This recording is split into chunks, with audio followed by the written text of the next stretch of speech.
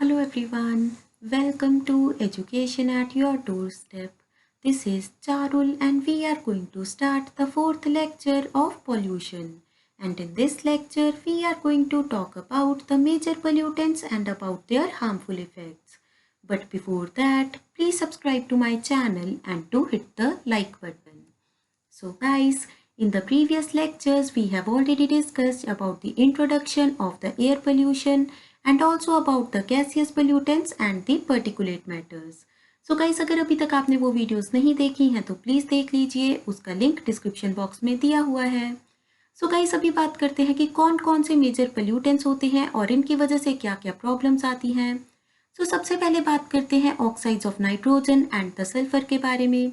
So guys, एक चीज़ तो आपको याद रखनी है कि जो भी पीएम पार्टिकल्स होते हैं, गैसियस पोल्यूटेंट्स होते हैं, जिसकी वजह से एयर पोल्यूशन होता है, तो ये बेसिकली हमारी बॉडी के अंदर चले जाते हैं जब भी हम लोग ऑक्सीजन को इनहेल करते हैं। और इसकी वजह से क्या होता है, रेस्पिरेटरी प्रॉब्लम्स होती हैं और लंग्स की प्रॉब्लम्स हो जाती हैं। तो गाइस, इस वीडियो में हम लोग कुछ स्पेसिफिक प्रॉब्लम्स के बारे में देखने वाले हैं, जैसे कि जो ऑक्साइड्स ऑफ नाइट्रोजन होते हैं, सल्फर होते हैं, अगर ये हमारी बॉडी में एंटर कर जाते हैं तो इसकी वजह से गाइस जो हमारी बॉडी में एंजाइम्स प्रेजेंट होते हैं, जिसकी वजह से फूड डाइजेस्ट होता है, उन पर बहुत ही ज़्यादा बुरा असर पड़ता है। मतलब ऐसा हो सकता है कि कुछ एंजाइम्स की डेथ हो जाए या फिर जो एंजाइम्स हैं वो प्रॉपरली अपना फंक्शन ना कर पाए। तो आपको क्या याद रखना है कि जो एयर पोल्यूटेंट्स होते हैं, एक तो इसकी वजह से क्या होंगी, रेस्पिरेटरी प्रॉब्लम्स। दूसरी चीज़ ये है कि जो ऑक्साइड्स ऑफ नाइट्रोजन है, सल्फर है, इसकी वजह से क्या होगा, जो हमारी बॉडी में एंजाइम्स प्रेजेंट हैं उनकी माल फंक्शनिंग हो जाएगी। एंड गाइस, मैंने आपको बताया था कि जो NO2 होते हैं और SO2 होते हैं, ये कहाँ से रिलीज होते हैं, व्हीकल्स से रिलीज होते हैं, इंडस्ट्री से रिलीज होते हैं और नेचुरली भी ये रिलीज हो जाते हैं from the volcanism. So guys, उसके बाद बात करते हैं पीएम पार्टिकल्स की। तो हमें पता है कि अगर कोई भी पोल्यूटेंट सॉलिड या फिर लिक्विड फॉर्म में होता है तो उसे हम लोग क्या बोलते हैं, पीएम पार्टिकल। तो गाइस, अगर पीएम पार्टिकल्स हमारी बॉडी में एंटर कर जाते हैं तो इसकी वजह से जो भी हमारी बॉडी में RBC होते हैं, जो कि रेड ब्लड सेल्स होते हैं, तो इनकी प्रोडक्शन बहुत ही ज़्यादा कम हो जाती है, जिसकी वजह से गाइस होगा क्या कि आपका खून बहुत ही ज़्यादा पतला हो जाएगा। उसके बाद गाइस बात करते हैं कि जो हैवी मेटल्स होते हैं, इसकी वजह से कैंसर होता है। गाइस, आपको याद रखना है कि जितने भी हैवी मेटल्स होते हैं, जैसे कि लेड, कैडमियम या फिर मर्करी वगैरह, इन सब से भी जो है कैंसर हो जाता है। उसके बाद जो हाइड्रोकार्बन्स होते हैं, तो इसकी वजह से भी कैंसर होता है। एंड दूसरी चीज़ क्या होती है कि जब ये हमारी बॉडी में एंटर हो जाते हैं तो इसकी वजह से हमारी बॉडी में ऑक्सीजन की जो क्वांटिटी है वो कम हो जाती है, जिसकी वजह से हाइपरटेंशन हो जाता है, हेडेक होने लगता है, डिजीनेस हो जाती है। उसके बाद गाइस, अगर हम लोग बात करें मर्करी की, तो गाइस मर्करी की वजह से होती है मीनामाटा डिसीज। सो गाइस, आप MMC याद रख सकते हैं कि मर्करी की वजह से क्या होती है, मीनामाटा डिसीज। लेकिन गाइस, जो मर्करी है ये बेसिकली कहाँ पर पाई जाती है, पानी में। एंड जब भी मर्करी पानी में पाई जाती है तो ये बेसिकली मिथाइल मर्करी में कन्वर्ट हो जाती है, जिसकी वजह से मीनामाटा डिसीज हो जाती है। लेकिन अगर जो मर्करी है ये बेसिकली एयर में प्रेजेंट है in the form of PM particle, तो इसकी वजह से क्या होगा, कैंसर हो जाएगा, क्योंकि ये भी एक तरह का क्या है, हैवी मेटल। तो गाइस, उसके बाद जो लेड होता है, इसकी वजह से क्या होती है, हमें बहुत सारी ब्रेन प्रॉब्लम्स हो जाती हैं। मतलब ऐसा हो सकता है कि हमारा IQ लेवल कम हो जाए या फिर हमारा ब्रेन प्रॉपरली भी डैमेज हो सकता है। उसके बाद बात करते हैं कैडमियम की। तो गाइस, कैडमियम से मुझे याद आता है कैडबरी। कैडबरी हमें बहुत अच्छा लगता है, हमारा दिल बहुत ही ज़्यादा खुश हो जाता है। तो गाइस, होता क्या है, अगर कैडमियम हमारी बॉडी में एंटर हो जाता है तो इसकी वजह से क्या होता है कि हमारी हार्ट में बहुत डिफरेंट डिफरेंट तरह की प्रॉब्लम्स हो सकती हैं। एंड इवन जो हमारा हार्ट है वो इतना ज़्यादा डैमेज हो सकता है कि वो फेल भी हो सकता है। तो आप कैडमियम से क्या याद रख सकते हैं, कैडबरी। एंड कैडबरी आपको बहुत ज़्यादा अच्छा लगता है, आपका दिल बहुत खुश हो जाता है। तो अगर आपको कैडमियम मिल जाएगा तो इसकी वजह से क्या होगा, हार्ट की प्रॉब्लम्स हो जाएंगी, ठीक है ना। अगर कैडबरी मिलेगा तो हार्ट खुश हो जाएगा, लेकिन अगर कैडमियम मिलेगी तो हमारा हार्ट बिल्कुल फेल हो जाएगा। उसके बाद बात करते हैं सिलिका की। तो अगर हमारी बॉडी में सिलिकन या फिर सिलिका एंटर हो जाता है तो इसकी वजह से क्या होता है, सिलिकोसिस। तो गाइस, ये तो आप बहुत इजीली याद रख सकते हैं कि सिलिका से क्या होगी, सिलिकोसिस। तो गाइस, उसके बाद बात करते हैं कि कार्बन मोनोऑक्साइड की वजह से क्या होगा। तो मैंने आपको बताया था कि जो कार्बन मोनोऑक्साइड होती है और ऑक्सीजन होती है, अगर इन दोनों में कंपटीशन करवाया जाए तो कौन सी जो गैस है वो हमारी बॉडी में सबसे पहले एंटर करेगी, वो करेगी कार्बन मोनोऑक्साइड। एंड मैंने आपको बताया था कि कार्बन मोनोऑक्साइड रिलीज कहाँ से होती है, तो जब भी कहीं पर incomplete combustion of solid particles होती है, कोल की, पेट्रोलियम की कंबशन होती है, तो इसकी वजह से क्या फॉर्म होती है, carbon monoxide. And carbon monoxide जब हमारी बॉडी में एंटर हो जाती है तो इसकी वजह से होता क्या है, एक तो हमें चक्कर आने लगते हैं या फिर हमारा सर दर्द होने लगता है, क्योंकि हमारी बॉडी में ऑक्सीजन की जो क्वांटिटी है वो बहुत कम हो सकती है। एंड गाइस इसकी वजह से होगा क्या, अगर आपके आसपास बहुत ही ज़्यादा कार्बन मोनोऑक्साइड प्रेजेंट है तो इसकी वजह से इवन गाइस क्या हो सकता है कि कुछ टाइम जब आपकी बॉडी में ऑक्सीजन नहीं जाएगी तो इसकी वजह से क्या होगा, आपकी डेथ भी हो सकती है, क्योंकि इसकी वजह से आपकी बॉडी बिल्कुल कोलैप्स कर जाएगी, क्योंकि हमारी बॉडी को ज़िंदा रहने के लिए क्या चाहिए, ऑक्सीजन। लेकिन गाइस एक और चीज़ हो सकती है कि जब आपके बॉडी को ऑक्सीजन नहीं मिलेगी तो ये बहुत ही ज़्यादा घबरा जाएगी, इसको कुछ भी समझ में नहीं आएगा, इसलिए आप भी बहुत ही ज़्यादा कंफ्यूज दिखाई देते हैं, क्योंकि जो आपके रिफ्लेक्सेस होते हैं वो बहुत ही ज़्यादा स्लो हो जाते हैं। उसके बाद बात करते हैं वीओसी की। इसकी फुल फॉर्म मैंने आपको बताई थी, क्या थी, वोलाटाइल ऑर्गेनिक कंपाउंड्स। एंड हमने देखा था कि जो वॉल्केनिक ऑर्गेनिक कंपाउंड्स होते हैं ये बेसिकली अपनी स्टेट को बहुत इजीली चेंज कर लेते हैं at the room temperature. And इसकी वजह से क्या होता है कि अगर हम लोग बहुत देर तक वीओसी में रहते हैं तो इसकी वजह से जो हमारा लीवर है वो बेसिकली डैमेज हो जाता है। तो गाइस उसके बाद बात करते हैं कि जो हाइड्रोकार्बन्स होते हैं, हैवी मेटल्स होते हैं, एक तो इसकी वजह से कैंसर हो जाता है, लेकिन अगर बहुत ही ज़्यादा हैवी मेटल्स या फिर हाइड्रोकार्बन्स आपकी बॉडी में चले जाते हैं तो इसकी वजह से क्या होगा, रेस्पिरेटरी प्रॉब्लम्स होंगी और धीरे धीरे आपके लंग्स पर भी असर पड़ेगा। और इसकी वजह से क्या होगा, जो भी आपके लंग्स में टिश्यूज प्रेजेंट होते हैं उनको हार्म पहुंचेगा, जिसे हम लोग बेसिकली पल्मोनरी फिब्रोसिस का नाम दे देते हैं। उसके बाद बात करते हैं नाइट्रेट की।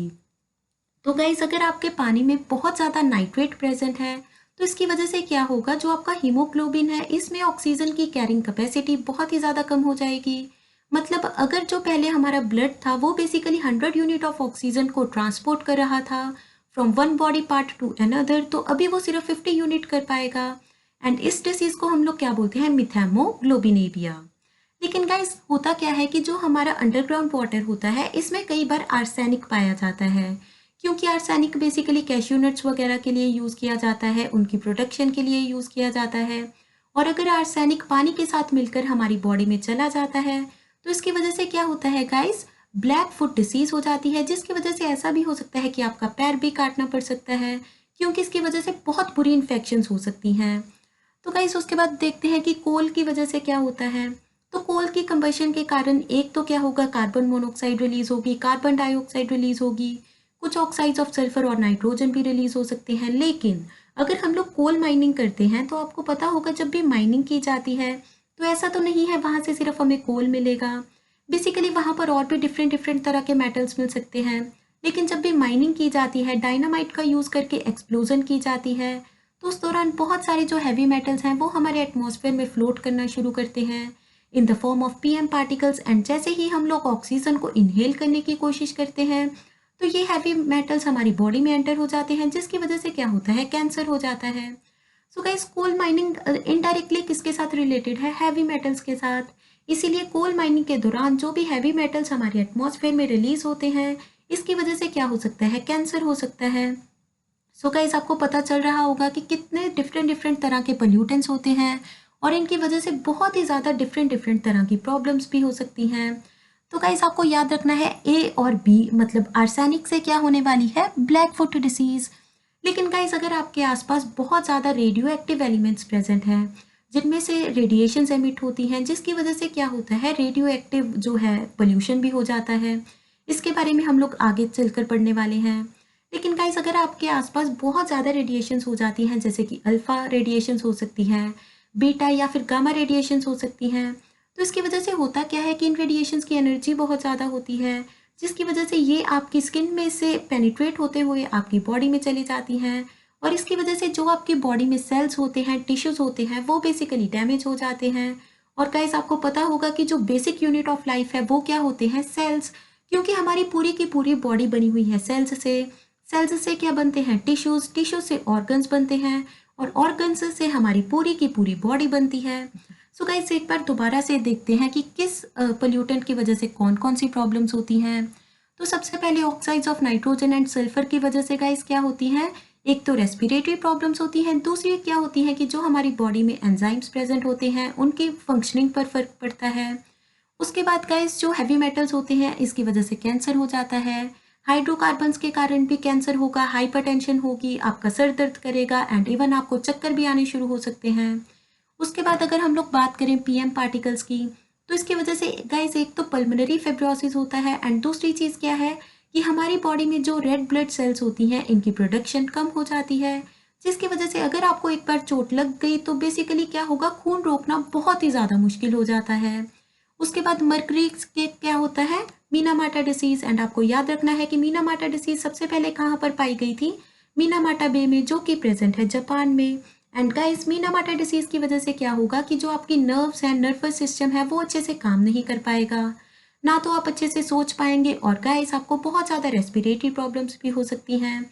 तो अगर जो मर्करी है ये बेसिकली एटमॉस्फेयर में प्रेजेंट है तो इसकी वजह से कैंसर होगा, क्योंकि ये एक हैवी मेटल है।